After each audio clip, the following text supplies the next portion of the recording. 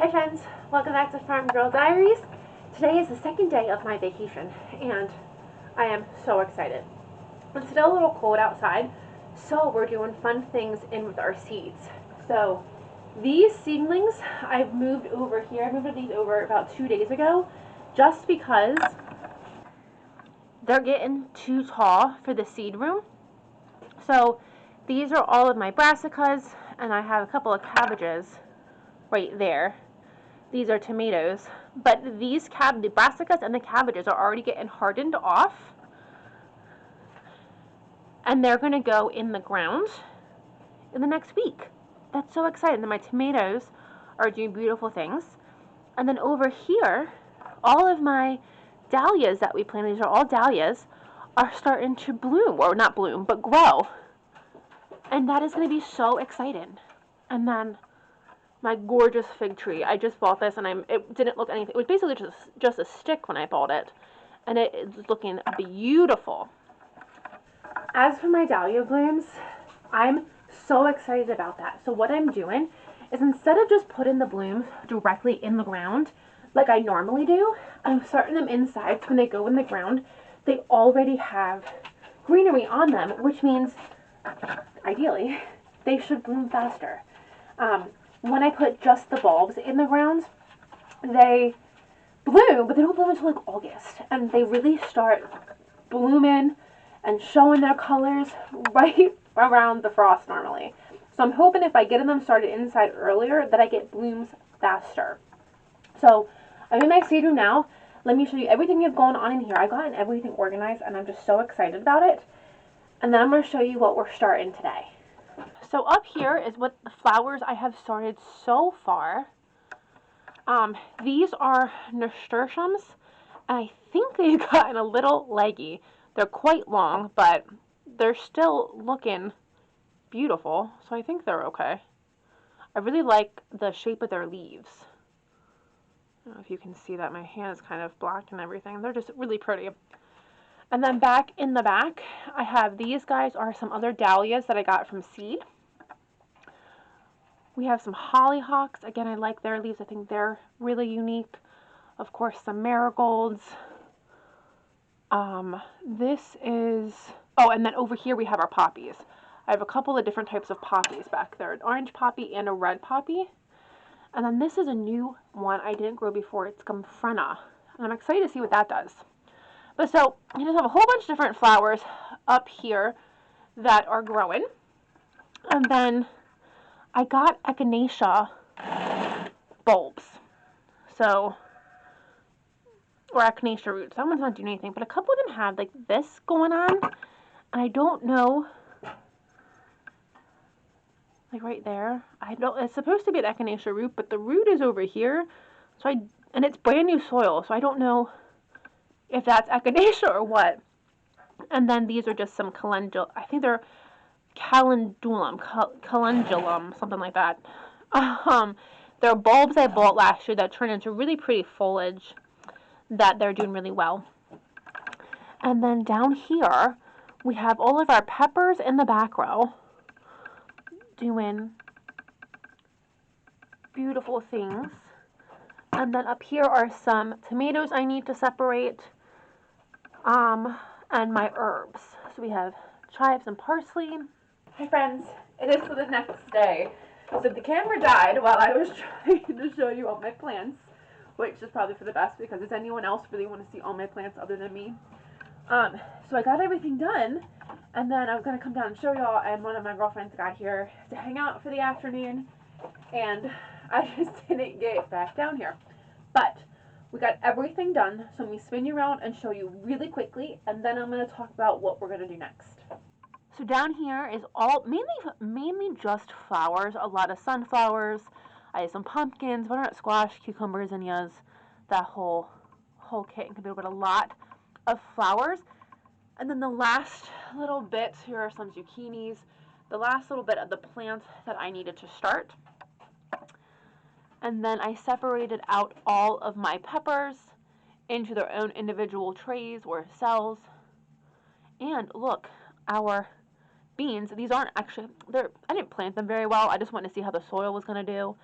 So they're starting to bloom. So we're gonna, I think, start moving soil today.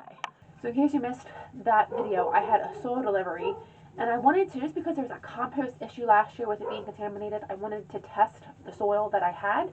And a way that you can do that is to make sure it doesn't have anything in it. You plant beans in it, and that the beans grow, they open, and if they start to die, then you can tell that your soil has an issue with it, and then you don't put it on your garden. I'm not going to get all that soil moved. If I start moving it today, I definitely won't get it all moved.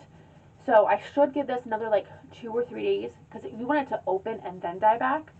But I think at this point we're pretty good. Everything, all the beans I planted are looking pretty good. This one's a little bit more behind that one. Hey. So I think we're good. So I'm going to get that soil moved today. But I got everything planted, and then what I wanted to show you is some of my tomatoes, you can kind of see, are not doing the greatest. The soil is moist, so it's not so much a lack of water, but I think it's a lack of nutrients. I definitely think my plants need a little extra boost. So one of my favorite ways to boost vegetable seedlings is liquid fish fertilizer. It smells like fish, but my plants really seem to thrive with this. I just have a couple of like tomatoes that are not thriving. That one doesn't look the best to me. So anyhow, I definitely think that a little extra boost of nutrients is the way to go. So what this is I think it's 1 tablespoon.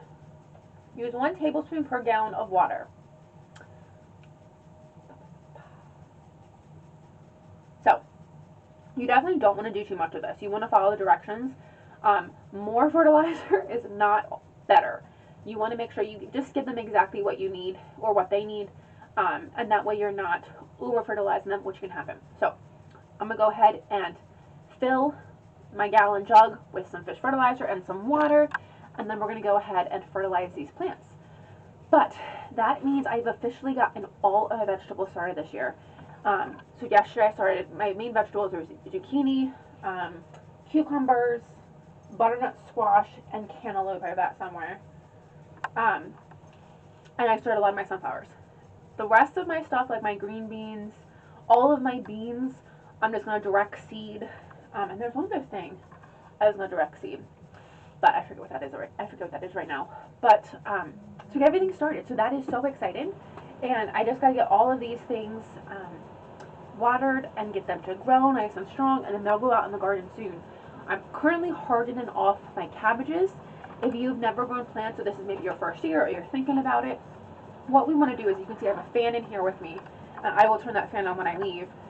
You want to mimic the outdoors. So all of these plants are in a controlled room. They don't get wind, they don't get rain, they don't have animals messing with them, so they don't have any trial and errors. They don't have anything that will make them stronger. So when you put these plants outside, a good old brush of wind can blow them right over. So you'll see me, I come in and I play with my plants all the time. And I'll put a fan on them now once I leave here, and a fan will just allow it to kind of blow. And what you're doing is you're making it stronger. You want to mimic the outdoors, because when you go outdoors, there's going to be strong winds, there's going to be rain, and you want to make them as strong as you possibly can, so that when they go outside, they can survive. So I'm going to turn the fan on when I leave, but I'm coming in, I always play with my plants, just to make them stronger. And then when I harden them off, now you want to get them used to the outside conditions, including sunlight. If you take any of these plants and put them directly outside, they're going to shrivel up and die. They're not used to the rays of the sun. They're used to my grow lights, not the sun. So with hardening off, you actually slowly get your plants used to outside. So I normally start with 2 hours, and then 4 hours, and then 6 hours. And then I kind of hover around 6 hours for a couple of days until I go to a full 8 hours, and then they're outside permanently. You just want to get them slowly used to outside. If you don't, they can go into shock, and they'll get white spots on the leaves, and they can actually go back and die the whole way. So that is a tricky process. It's a time-consuming process, but it's definitely important, and you don't want to skip it. So my cabbages are in that process right now, because my cabbages I'm going to put in the ground, I think, next week. So they're in the process of getting hardened off so they can go in the ground. I think I'm going to start moving dirt today into the garden beds. So fun things are happening, and it's exciting. So thank you guys for joining me. I will keep you updated on how these seedlings do, and I'll keep you updated on garden progress. And we are almost right into the full swing of garden harvest and all the fresh cooking and preserving that we can do when we get our vegetables out of the garden. It's going to be exciting. Thank you guys for joining me, and I'll see you in the next video.